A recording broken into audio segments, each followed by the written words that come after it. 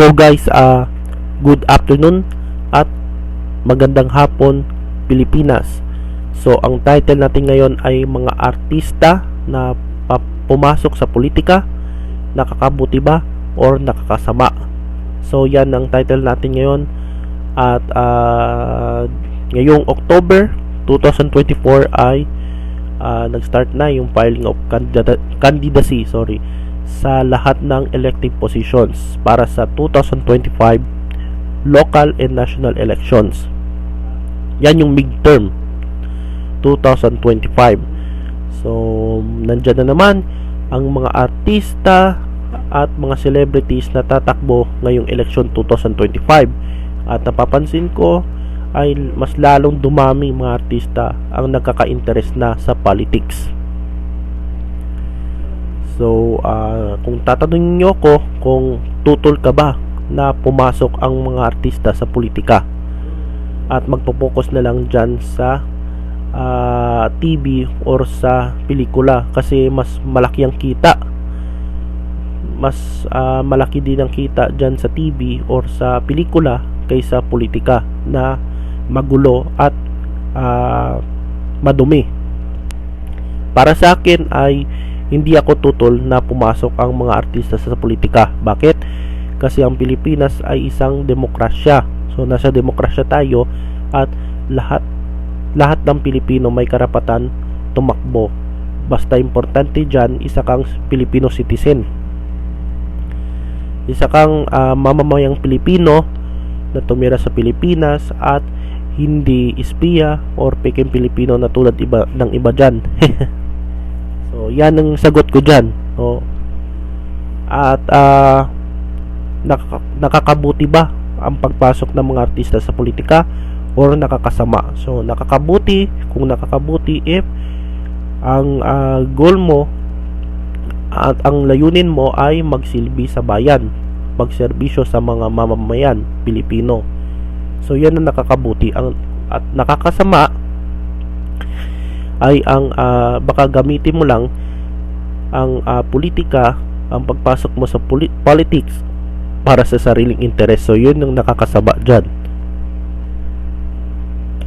So anong masasabi ko sa mga artista na pumapasok sa politika? So ang masasabi ko sa mga artista niyan ay sa mga bago at yung mga artista na naging politiko na. So lalo na yung sa mga bago, no, sasabihin ko sa inyo ay wag gawing investment ang politika.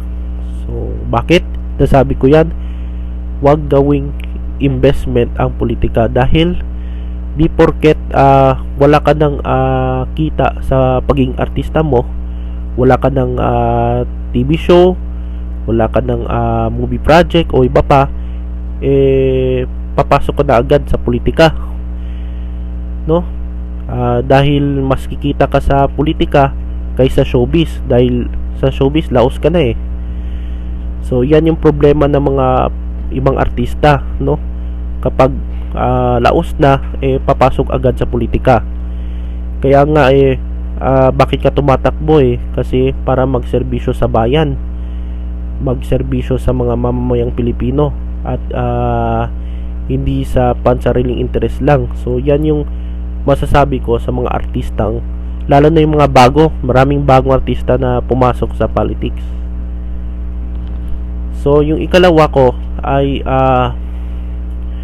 kapag isang artista na naging politiko tumagal sa serbisyo at halimbawa pag matapos na kanilang termino ay patatakbuhin nila yung mga asawa nila, mga anak nila, mga kamag-anak nila, etc. So kaya bakit nag-expand yung ating political dynasties dito sa Pilipinas? Halimbawa dyan, mga artista na mga politikong artista na pinatakbo halos lahat ng di asawa, anak. So halimbawa dyan yung mga Rebilla sa Cavite, di ba? Mga artista yan, mga Estrada, si mag-asawang Richard at Lucy Gomez, di ba? Di ba si Richard congressman, si Lucy mayor sa Ormoc. Then baka yung anak niya di magtagal tatakbo yan sa politika, patatakbo nila sa Leyte at yung mga kamag-anak nila. So di na kayo nagtataka kung bakit expand yung political, naggrabe yung dynasties dito sa Pilipinas dahil kahit yung mga artista na politiko ay pag tumagal na sa serbisyo ay patatakbuhin na yung mga anak, asawa at iba pa kamag-anak. So yan yung problema. So yan guys, so paki-subscribe na sa aking channel JLA Vlogs Official. So hindi lang politics ang usapan dito, meron ding social issues, showbiz at personal kong lifestyle, no. So yan yung ano sa vlog ko, yung content. So maraming salamat at paki-like yung aking video at kita-kits sa next video at abangan nyo mga susunod mga videos ko. So maraming salamat.